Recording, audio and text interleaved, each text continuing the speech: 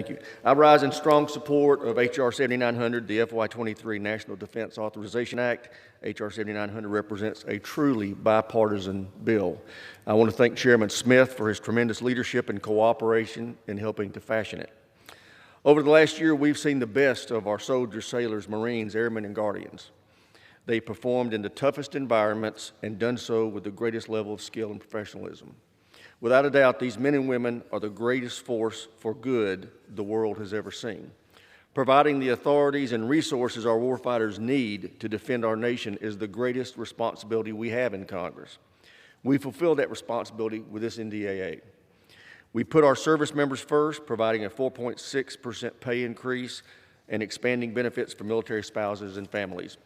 To counteract the effects of record inflation on our service members and their families, our bill provides an additional 2.4% bonus to enlisted personnel.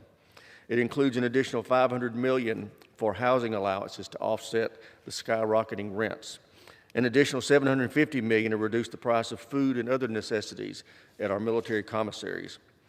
The investments we make in this bill are focused on ensuring our warfighters are the best equipped and trained in the world. We increase funding for readiness, reversing cuts in our military construction and housing projects, expanding training availabilities for service members, and improving the safety of the ships, aircraft, combat vehicles, and facilities where our warfighters serve. To ensure our warfighters prevail in future battlefields, we focus on modernization. That means divesting of less capable legacy systems and investing in emerging technologies that will help us stay ahead of our adversaries.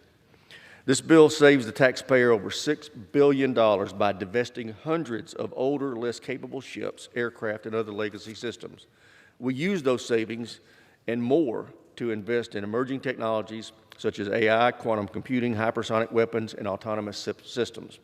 These investments are so critical because China and Russia are rapidly modernizing their militaries.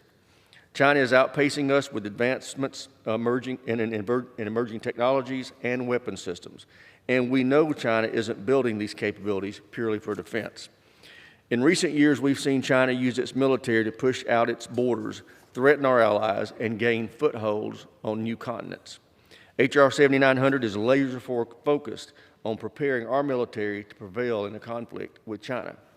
It makes critical investments in new systems capable of surviving in contested environments. It includes provisions that will further harden our supply chain and industrial base against infiltration from China, and it reaffirms our support to allies in the region, especially Taiwan. It also strengthens our European alliance as these democracies face grave threats from the unhinged crackpot recently leading Russia. Threats from adversaries like China and Russia are not the only ones we face. Terrorists continue to plot to destroy our way of life. We must continue to take the fight to them, anywhere and anytime they threaten us. With strong investments in new capabilities and readiness, this bill enables our warfighters to do just that.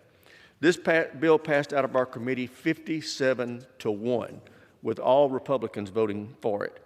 It is the definition of a bipartisan bill. It will enhance the congressional oversight of DOD, it will improve the quality of life for our service members and our families, and it will ensure the military is properly resourced and equipped to defend our nation and its allies. I urge all members to vote for this bill, and with that I reserve the balance of my time.